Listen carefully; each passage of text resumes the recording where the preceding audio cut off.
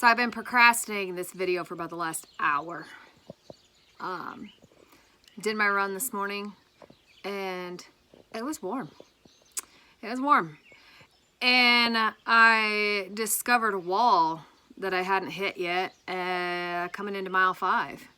Holy shit. So I stopped and I walked a little bit.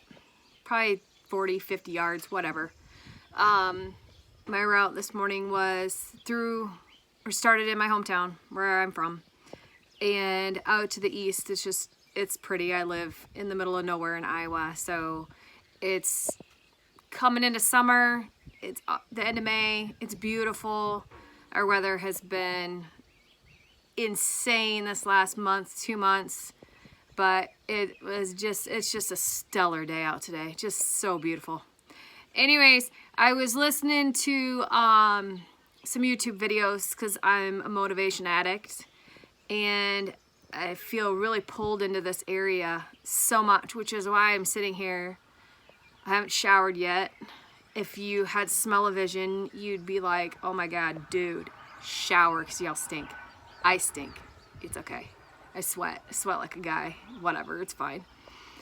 Anyways, and so I was listening to these YouTube videos and thinking to myself,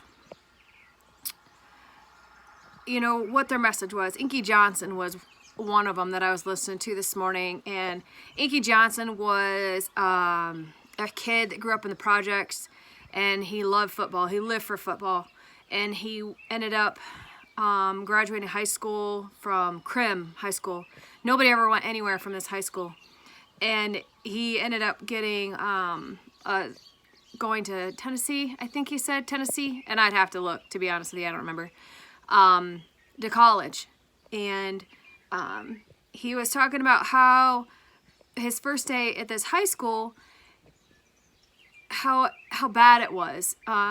They had metal detectors, there were cops at every door, they got wanded in, you know, checking for knives and guns and whatever. And this one cop had told him that, you know, asked him what his plan was. And he said, well, I'm going to go play football at a D1 school. That was his plan in high school. I'm going to graduate. I'm going to go to college. And the cop told him, you know, good luck with that, basically, is what he said. And then he goes on to tell his story about his life through, you know, high school and then getting into that D1 college. And when he got accepted, he went back and talked to that cop. And that he was the first person he went back and talked to. And the cop told him, he says, you know, he says, I didn't do that to push you down. I did that to challenge you, to see how serious you were. Made me really think about this. And then, you know, Inky went on, he played at Tennessee, and he was on course to get drafted into the NFL. He was like in the top 30 to go into the NFL draft. He had 10 games left. And all he had to do was finish out these 10 games and he was in. You know, he'd be living his dream, living the high life.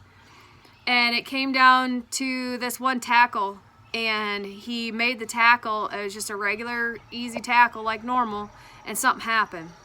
He ended up having a really bad injury, and if you know anything about Inky Johnson, it was, he had internal bleeding.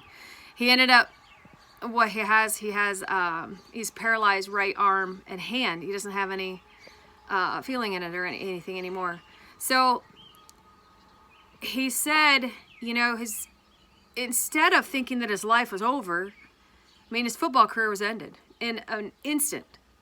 And, you know, he was never going to play in the NFL. So he basically, you know, had a lot of reflecting time and asked God, what am I here for? What am I here? What's my path? Obviously, it's not to be in the NFL. So what's my path? And he was explaining, you know, the things that he went through to figure out what his path was, and obviously had struggles and trying to figure out what he was here for. So it made me do a lot of thinking, because I always do thinking and reflecting when I run, as part of my addiction with running. Because it kind of is an addiction. It's a little crazy, but it's all right. I dig it. And he said, you know, it made me think, like, what am I here for? Why am I here? Why do I feel compelled to sit here and talk into my phone? The audio is probably horrible. I have this ginormous zit here, and you know, whatever, life, hello, life. And I'm sweaty and I'm stinky, and I hit a wall at mile 5. And I walked. And as I'm walking this 50 yards or so, I was like, man, God, that was hard. And I was really pushing today and shaving some pretty good time off my splits on purpose, just to see what I'm capable of. And what is my purpose? What am I here for? I feel such a pull to reach out to people, that there's somebody out there that needs me. And that kind of sounds a little almost arrogant, but I don't feel like that.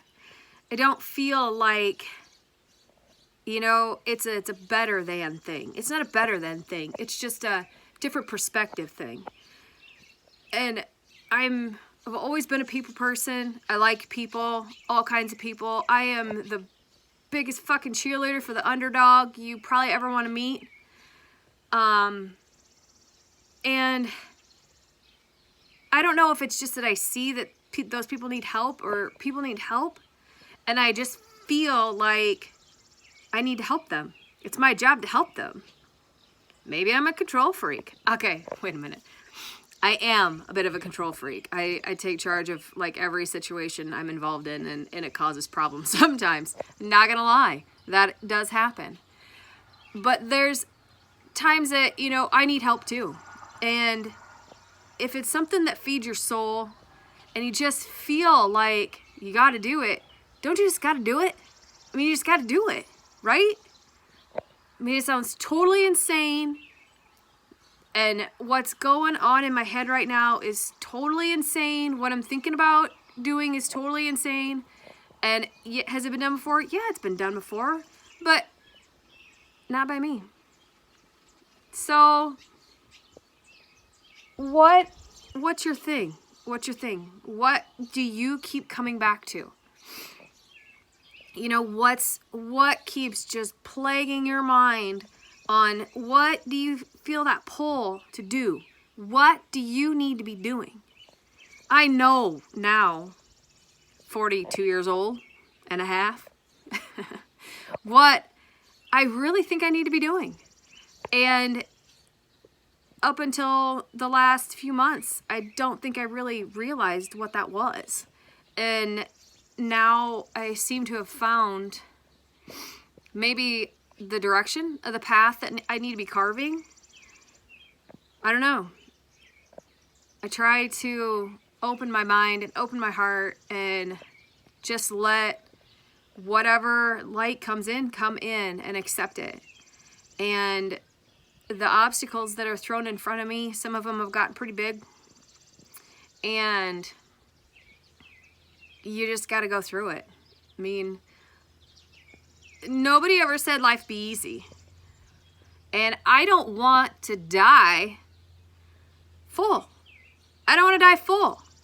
There's so much inside of me that just needs to come out. And for whoever needs to hear it, whoever needs it, whoever I'm here for, I'm here for.